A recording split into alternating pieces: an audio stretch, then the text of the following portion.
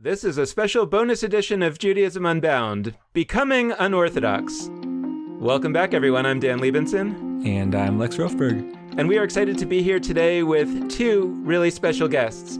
One of them you already know if you've been a longtime listener of Judaism Unbound, and the other one you don't know, but you sort of do, for a variety of reasons. So our first guest today, who you know, is Tova Birnbaum. She is the Director of Jewish Content at our very close friend, the Palo Alto JCC, the Oshman family JCC in Palo Alto, California, as you've often heard me say. And we are also here with her sister, Michal Birnbaum, who you don't think you know, but you do, because she was in the series on Netflix that has been so popular over the last few weeks and months called Unorthodox. And Michal plays the character who is kind of the teacher of Esti, the young woman, when she is learning how to be a wife. And I'm sure if you've seen the show, I don't want to spoil too much, but you were probably struck by those scenes and found them really, really interesting. And we're excited to get into some of those scenes a little more. So let me just say a little bit about Michal, because you already know Tova. Michal Birnbaum is an actress and a filmmaker. She is a graduate of the Lee Strasberg Theater and Film Institute and was also trained at the Stella Adler School of Acting. She has lots of New York City film credits and lots of other credits, including a film called Division Ave, which she has created and also stars in, which has won many awards and has been playing at various film festivals. But of course, she's well known to everybody these days from the show Unorthodox, and we're really excited to be able to explore the series and also the story behind the story, in that both Tova and Michal grew up in ultra-Orthodox families in Israel, in the same ultra-Orthodox family in Israel, I should say. And we're really excited to talk both about how art might imitate life or perhaps the reverse. So Tova Birnbaum, Michal Birnbaum, welcome to Judaism Unbound. It's so great to have both of you on. Thank you. Thank you for having us. Michal, I thought we could start with talking to you a little bit about the process of creating the series Unorthodox. I keep calling it a movie. I think it's because my wife and I binge watched it in one sitting, and so it felt like a really long movie to me. But can you talk a little bit about both how the opportunity came up? How does one end up in a series like that? And also, how did your experience making Unorthodox compare with your experience of life? I think also in other series or movies about the ultra-Orthodox world, you often see a character that have these aspiration that is really not allowed. They want to sing, they want to act. In Shtisel, they made it like he wants to be a painter. Yeah. I think it's common in the Orthodox world where you're exposed to, maybe you don't have TV at home, but you're doing school plays and you're exposed to the arts in different forms, and then every once in a while there's someone who actually wants to pursue it in real life, not just as a hobby, and that might be a problem. So not a great recipe necessarily. So yeah, I think in that sense, I definitely identify with the story of the main character wanting to act from a very young age. And I think my sister can talk about that too, because she's also been an actor for many years in the past, or also today. Yeah, I think what is really interesting is that Michal and I are 12 years apart. And I think we grew up in a pretty similar family.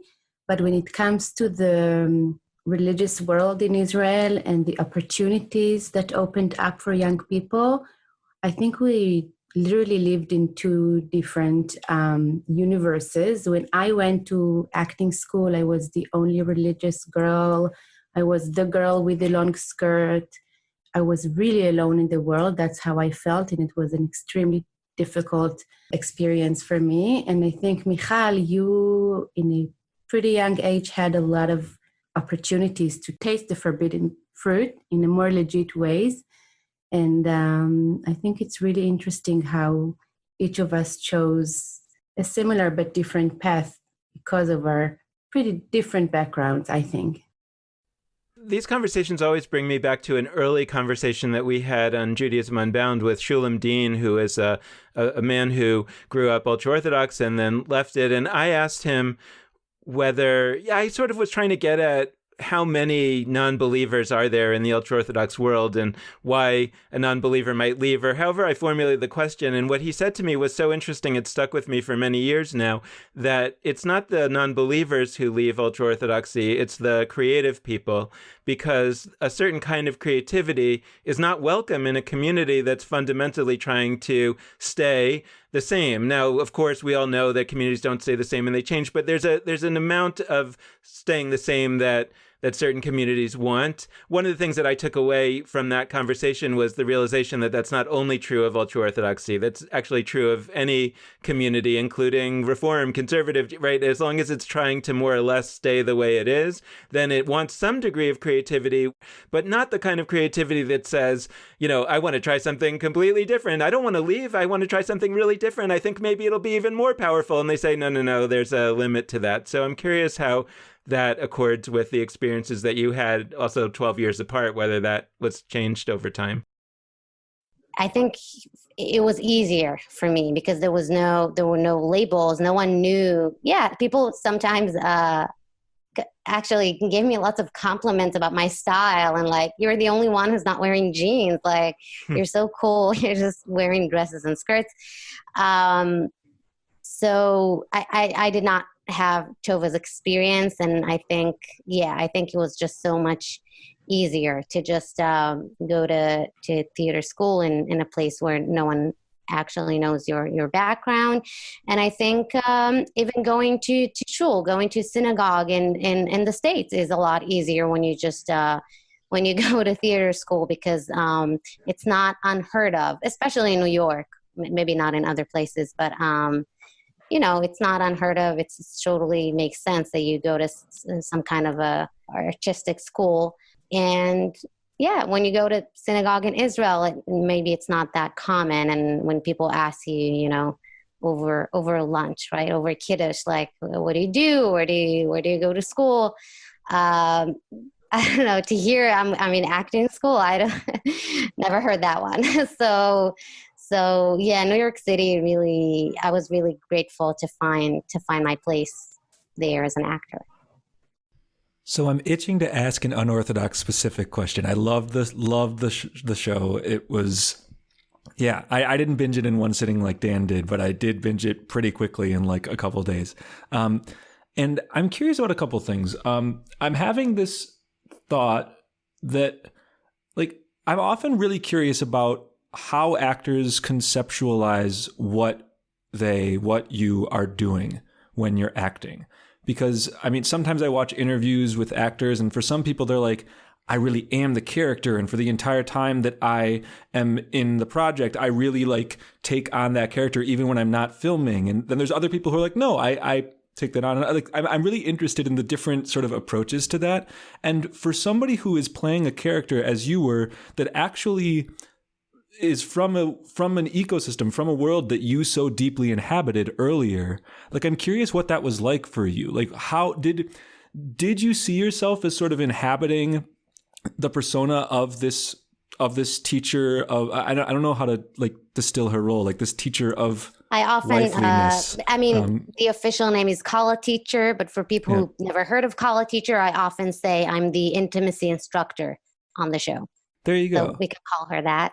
Yeah. So when you were doing that, I'm curious how you conceptualized your, like, the relationship between you, Michal, and you, the character, the Kala teacher. And I guess related to that, and this Unorthodox is meant to make a number of statements or send some important messages out to society.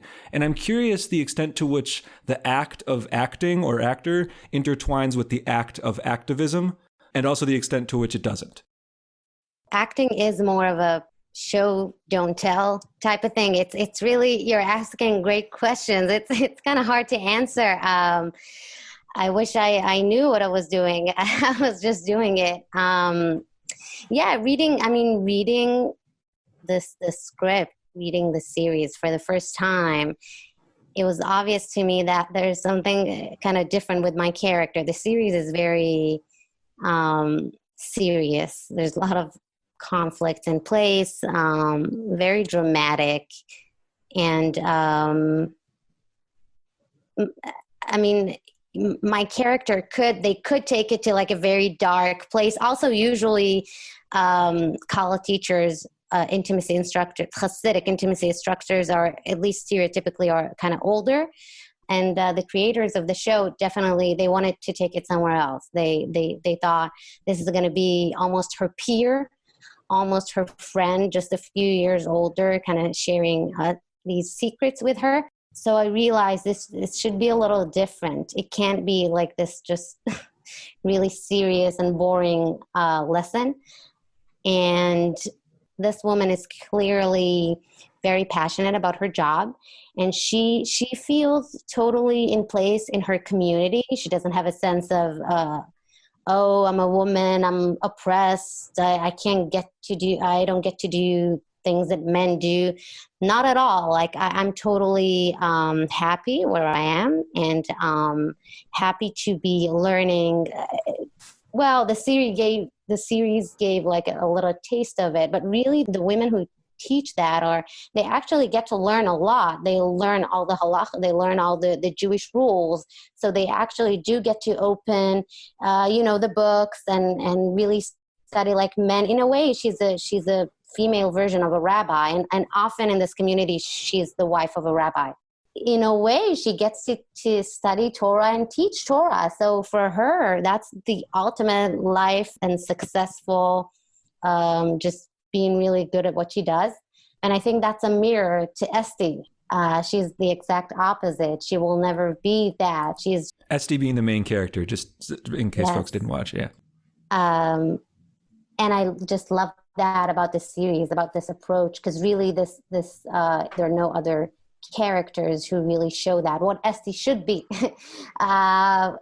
Everyone is kind of older than her, and they have other issues, and so I think this is really what my character is there to do. It wasn't hard to draw inspiration from characters in the past that I know that are exactly like that. And that's again what I appreciate about the series is, yes, women are, you could say, oppressed or in a different level than men, but at the same time, they're very powerful. They have a say. I mean, you can, for instance, Esti's aunt, Malka, she has a say. I mean, she decides who she's going to marry, so there's complexity to it. There are levels. Yes, women are looked at as maybe not the main, like the head of the family, but their input is taken seriously, especially when it's kind of family-related decisions. The tragedy of the series, as I experienced it, and as I'm reflecting on it, is that there are all these characters who are not happy in that world, or not fitting into that world very well, including Esti's father and her husband Yankee, and also this other man Moshe who was involved. And there's a number of people who, it kind of feels to me like what they need is for example, therapy. What they need is not available within that community, as opposed to, and I understand that maybe in the ultra-Orthodox world, they're not as likely to go to doctors as maybe they ought to be in terms of health, actual physical health concerns, but it's not like a community that doesn't go to doctors. There is a willingness to access medicine, but there seems to be not a willingness to access other tools that our modern world has developed to help people with their lives. And I guess that where I'm struggling to think about the series and also how it relates to life is that it feels like that there's a conflict between the desire of the community to keep everybody in the community versus and I guess it's certainly a contemporary Western belief, but I think it goes beyond that people should live a happy life, or a life where they are fulfilled. And I guess that's the central pathos of the film. But I'm also kind of wondering in terms of your own lives, how you think about that as people for whom that that conflict is not just theoretical or not just about people that you may know, but actually about people that you do know, including yourselves. How should we be thinking about, the as people, as Jews who are not part of that community, like how should we be thinking about it? Because part of me feels like, what do you say about a world in which there are many, many fellow Jews that are not happy and that are kind of stuck there? What is our responsibility? That's what I'm trying to sort out. I actually want to start with saying that I felt that the series was pretty respectful for the community. And that one thing that we sometimes, and I sometimes forget, and I remind myself that in certain observant Jewish communities, it's not about us. And we, frankly, are not that important. What important is the religious work, Avodat Hashem. It's all about the divine. And that is actually not a depressing thing for a lot of people.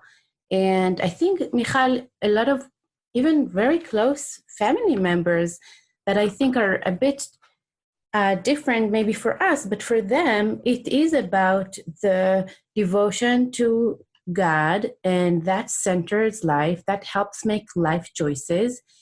And frankly, I think a lot of them are very happy.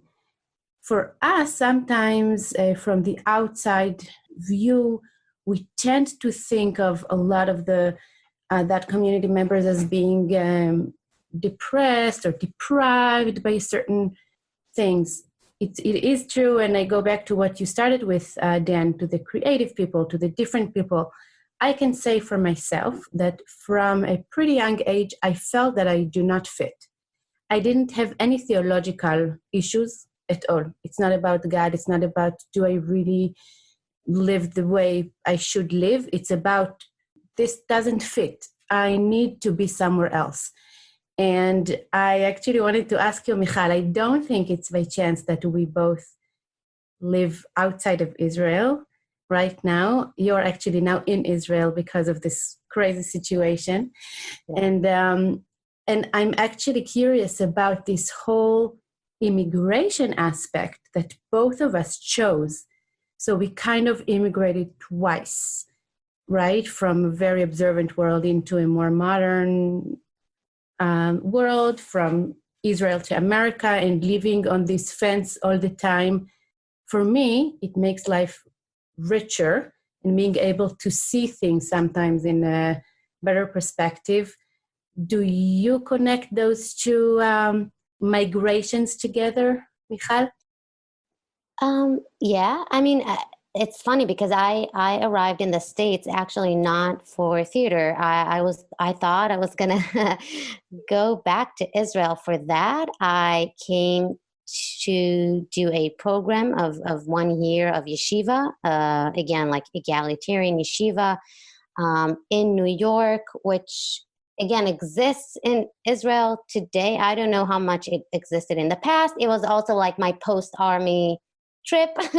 So instead of 8 months in India, I was like, okay, I'm going to be 8 months on the Upper West Side. And where was that, by the way? That Hadar? What? Where was that?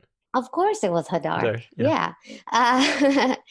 And I owe a lot to this institute, to the yeshiva, because it really opened a whole world. And even though I think in Israel, if you're not from Jerusalem, you've never really been to those circles. And I did not grow up in Jerusalem. And so, yes, and just something about American Judaism just drew me in, and I wanted more of that. I wanted to stay. I know a lot of also Israelis in my program, and in different years at Hadar, I had a really hard time going back to Israel after experiencing a whole year of just this more open Judaism. I think it's changing in Israel now, very slowly, but it's definitely easier in a way to be a Jew in the States. Sadly, you can hear Israelis often say, like, Israel is the only democracy where Jews don't have freedom of religion. It's ridiculous. So, yeah, in a way, it's easier to be a Jew outside of Israel.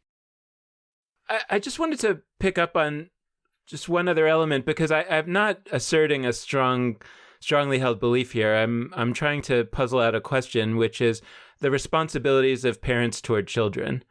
And I'm thinking about if, we're experiencing this classically. I mean, I feel here in America, we've experienced this classically over the last 20, 30 years about sexual orientation. And I think that, maybe 30 years ago, there was a sense among parents that, well, I hope my child is not gay. If they are, I'll love them anyway, or whatever. And that sort of evolved into a sense by a lot of people, I think, an expectation that the feeling should be, my child might be gay. And if my child is gay, then then of course they should be gay. Right? It's another way of being a human. And I guess that that I'm very happy about that evolution, and it makes me think about how we should think about a world that has a right to be a certain way, and to, for example, say that we want to promote, what we really believe that this community is the service of God and not the individual. And if somebody grows up and they love that and that works for them, then that's fine. But what about the children who grow up and say, this isn't for me, right? I don't feel part of this. And I feel like a lot of them, not just in the ultra-Orthodox world, I think I'm trying to get at a bigger question here about, like I said, how we raise children. What does it look like to say, it may be that my child won't grow up to remain in this community, and that's okay?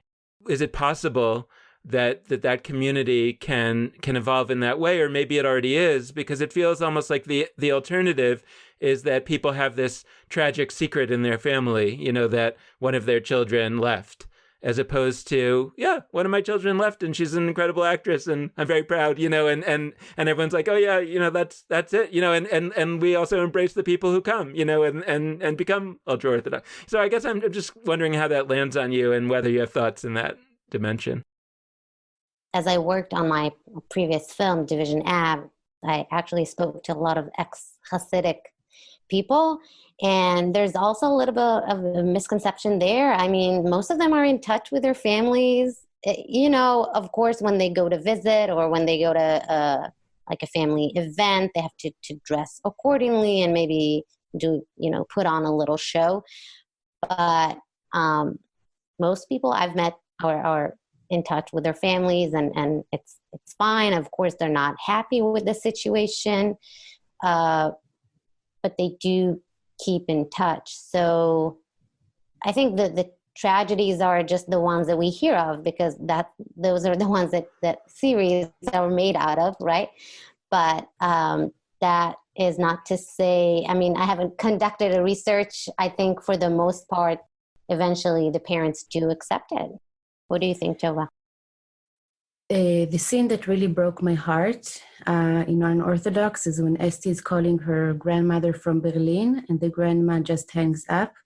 And that's a classic scene, right? That TV loves.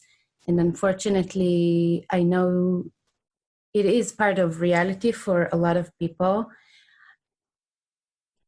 I get this all the time. Are you in touch with your family? Because, people really imagine something really dramatic. Of course, most people would not want to be separated from their children. I think there is a bigger thing here, because when I went to acting school when I was 20, I was approached by my family members and I was told that I am the reason why my cousins are not going to find a good shidduch, a good match. So you are being applied on the responsibility for the well-being of not only yourself and your close family, but the larger circles. And unfortunately, we know that now in the COVID situation, now it's no longer possible, but unfortunately, very traditional communities had families hide the fact that they have sick people at home because of all this shame and larger responsibility aspect. So the system is very, very clever in incentivizing people to keep the rules, because of their responsibility to others. But definitely life is different. I noticed something happen in myself earlier when Tova, you mentioned that you both immigrated from Israel, and you were talking about how like maybe there's something there, that each of you don't live there. And I noticed in myself that like I had a momentary confusion, because when immigration and Israel come up for me, I'm so used to Israel being the destination that people are immigrating to, and I'm used to the discourse being about immigration to there, and it just like took me a second to be, oh wait, yeah, they're talking about immigrating from Israel to the US. And then Michal, you talked about beautifully, wow, there are really some incredible American Jewish projects that kind of like, I get like, it's striking to me. And I want to ask about that, because both with the migration, I'm going to call both of these migrations, I'm big on migration language. With the migration to and from Israel, I think we tend to center the Israel part. So if somebody goes to Israel, they went to Israel, they moved to Israel. If somebody moves from Israel to the United States, I often don't hear people say, that person immigrated to the United States. They say they left Israel.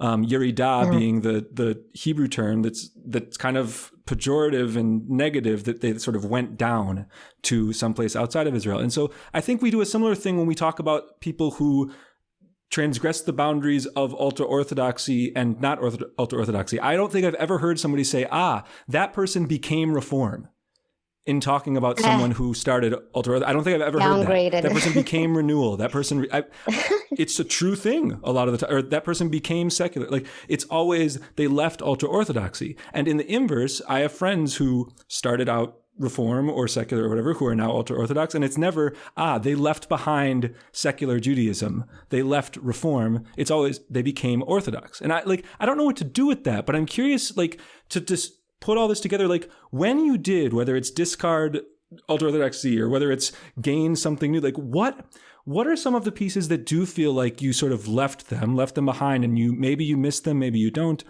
And what are the pieces that maybe we don't even notice because we're just sort of living non-Orthodox in quotes lives, like in quotes, because I don't even think of what I do as non-Orthodox, but like what are we not noticing? What are we taking for granted about our lives that you sort of gained in sort of, I don't know, entering secular Judaism or entering Reform or entering Masorti, whatever terminology we'd use? It's funny. I have a friend who celebrates her Yeridah-versary every year. She's really happy about it. And I think Tova can tell us, maybe from her work, that this word is not really used. People use relocation.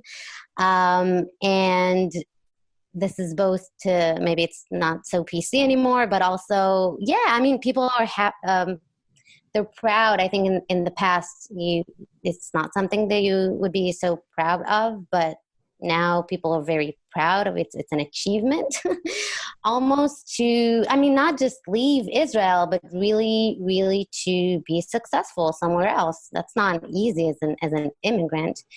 To answer your question, I need to think about it. Tova, what do you think? You find differences that are meaningful to you?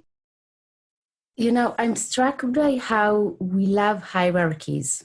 And that's in the religious world. We just mentioned how we tend to think about, if you're more halachic, if you're more observant, that you're upper in the ladder. And I actually changed my whole perspective when I taught theater midrash at a rehabilitation center in Israel. And one of the participants asked me about my life, and I said, jokingly, I said, Chazarti b'she'ela, that's a term that we use in Hebrew for leaving Orthodoxy. And he said, no, Chazart b'tshuva.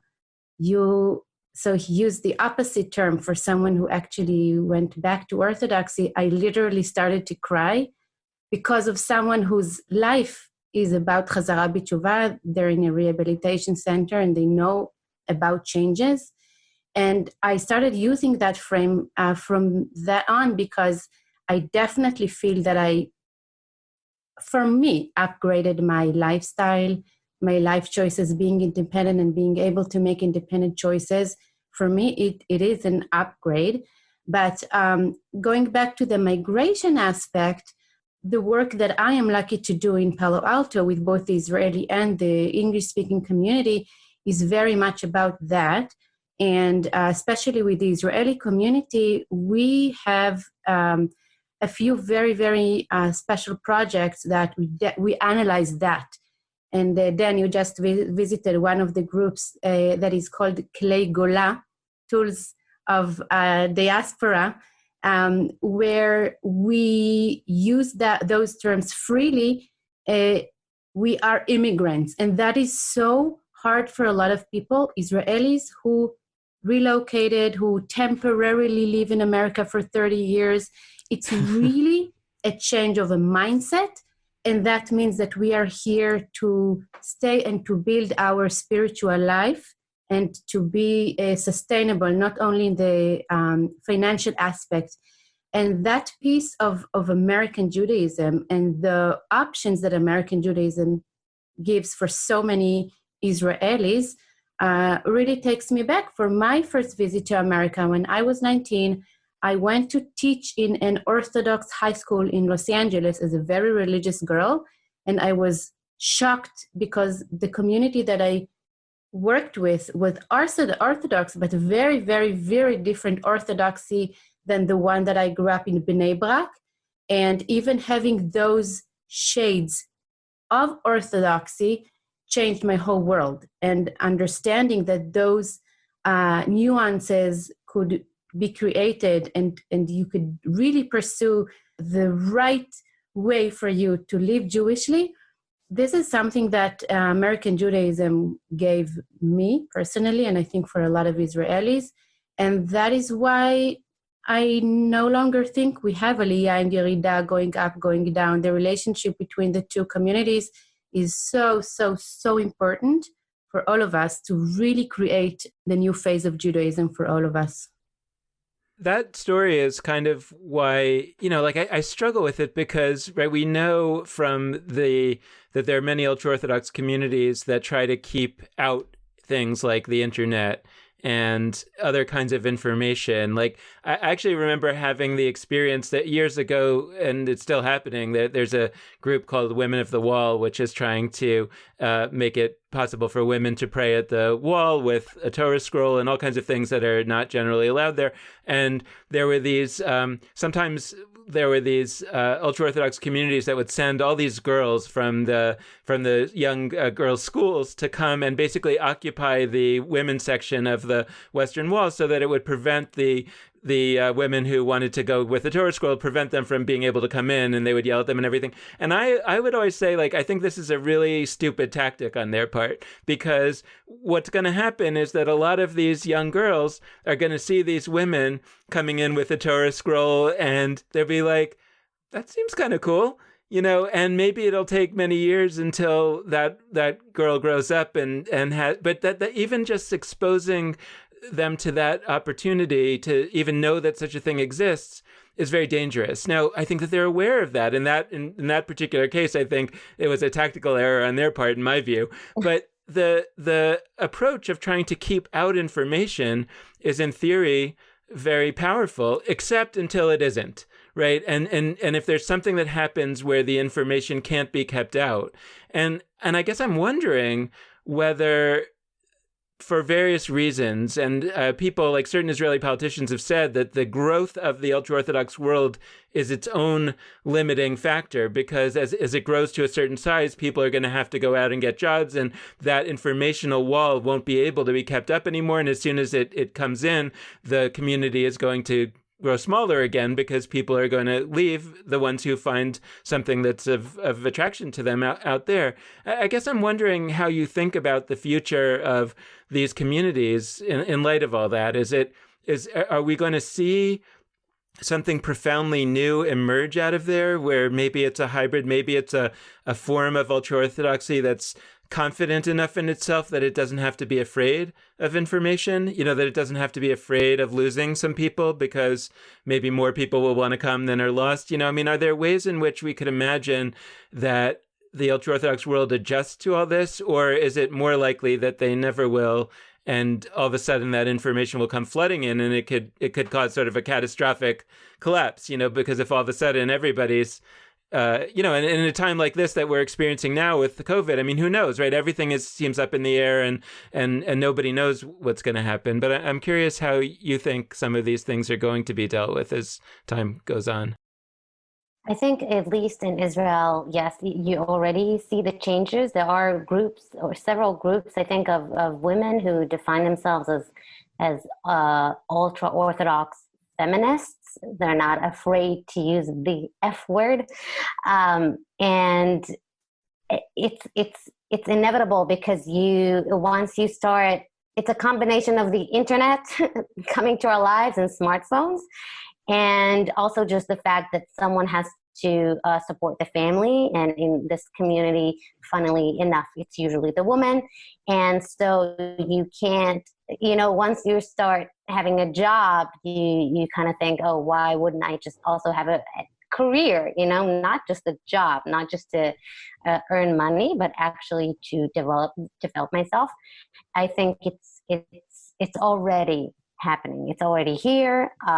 So, lots of challenges in the horizon, but I think the ultra-Orthodox community in Israel is definitely changing, and in a way, maybe getting similar to what's happening in the States for years, because in the States, men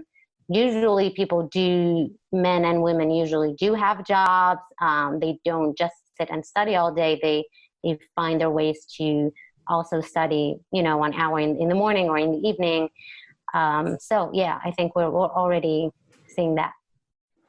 I think what's really interesting in the series that we're actually getting a glimpse into the Brooklyn Hasidic community. And I loved it in the beginning when Yankee says, I go to Manhattan every morning, I come back in the evening, I have a nice dinner and a lovely wife. So that lifestyle is very different than the Haredi lifestyle in Israel. And specifically in the series, the women actually don't get education, and that's in specific communities. It's not everywhere, and that is actually not the case in many communities that are really changing because of the leadership of the women. I remember our mom. I don't know if you know that, Michal. You were really young, but our mom used to go to classes for women. And mostly it's about not gossiping, lashon hara. Oh, but yeah, they had like hours. They had to sign up for, I'm not going to gossip between 2 to 4, and then a different woman would sign up for 4 to 6, and that's how they would And then they would gossip the whole other 20 hours you can gossip freely. Wait, my hour is almost up. I'm going to tell you. Yeah, I vaguely remember something like that. That's so funny. And it's funny, it's pretty amazing because now our mom actually goes to Talmud class. So, a little shift there too, definitely. Yes, and absolutely. So I remember growing up in a very, very, very traditional high school, like a really strict Beit Yaakov. Whenever we had a question that the teacher didn't know, she would say, Ani avarer, I will find out. And Ani avarer means I'll ask my husband who will open the book.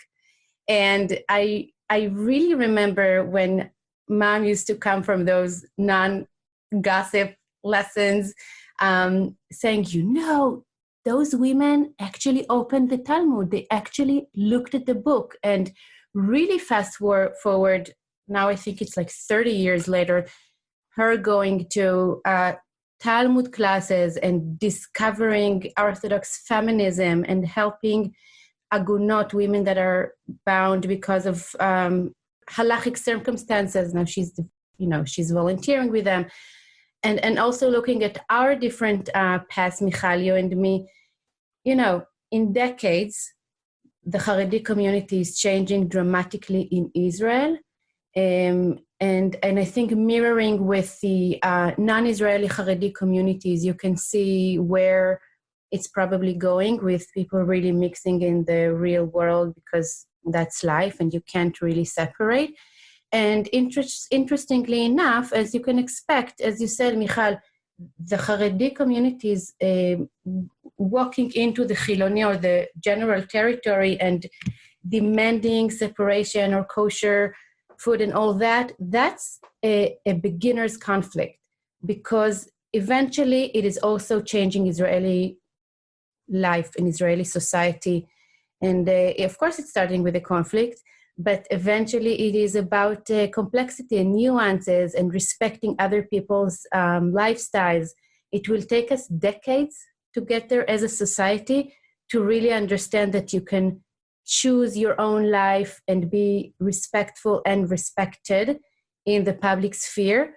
I think, Michal, you experienced that, in acting school as an observant Jew who had their own lifestyle, and I don't know, you tell me if you felt respected, but I think we in Israeli society, we have a long way to get there, but we will eventually. So we're arcing towards the close, and just as we do, I'd love to just close out with whatever parting words you'd love our listeners to walk away with. And so I'm just curious, with Unorthodox, for you, Michal, as somebody who was in it, and Tova, for you as a viewer, but not just a viewer, a viewer connected to the story of it and to a person in the cast, what should we be holding with us? What should we be considering about the show Unorthodox and the issues that it brings up? I think, first of all, it's worth mentioning that it's based on Deborah Feldman's autobiography and her real life, at least the Brooklyn part. The Berlin part is more fictional. And as we talked about women's opportunities, what I appreciate about the book is how she describes her relationship with her English teacher. So women who do work in Williamsburg, I guess, are teachers mostly. And so it's really, you talked about hierarchy, and it struck me. It's so interesting because even within this community, it's like if you become the English teacher, you're less than the other teacher, but you study English. And I think men don't even have that. So women, it's funny, women are, in a way, they're more educated, but that is considered less in a way, because it's not Jewish education. It's a general education. I always hope that people would acknowledge how rich our culture is, however you want to pursue it or experience it. I think I speak for both of us, Michal, that we're lucky to have been raised with rich content, even if it was displayed in, a strict way with a lot of rules. I think it gives me a lot of strength and a lot of love to our culture. And I think, Michal, you and me have kind of a mission here to bring these complexity and nuance and love and struggle aspects to this world. I think we're lucky, and I'm grateful. And also I'm super, super, super proud of you. And I can't stop talking about you and your amazing work. So, yeah. That's awesome. We always love to close with some kvelling when it's possible. So that's fantastic. Thank you to both Birnbaums. Thank you, Michal. Thank you, Tova, for joining us. This has been a fantastic conversation. Thank you. Thank you for having us. Thank you. And thank you so much to all of you out there for listening. We hope you've enjoyed this episode, and we hope that you'll tune in again in the future. We hope that if you haven't watched Unorthodox yet, it's really an amazing series. You can check it out on Netflix. It's only 4 episodes. It's bingeable all in one sitting, like Dan said, or you can spread it out, whatever floats your boat. So check it out. It's called Unorthodox. We want to close out this episode in the same way that we always do, by encouraging you to be in touch with us. And there are a wide variety of ways for you to do that. First, you can head to our Facebook page, Judaism Unbound. Second, you can go to our website, judaismunbound.com. Third, this is actually a cheat. It's first, second, and third, but you can go to our Jewish Live Facebook page, Jewish Live, all one word. There's also our Jewish Live website, jewishlive.org. And we've got our Twitter handle, which is at Judaism Unbound. We've really just got all these different ways to be in touch with us. And there are our email addresses, dan@judaismunbound.com and lex@judaismunbound.com. We hope you enjoyed listening to this episode. We hope you'll tune in again in the future. And with that, this has been Judaism Unbound.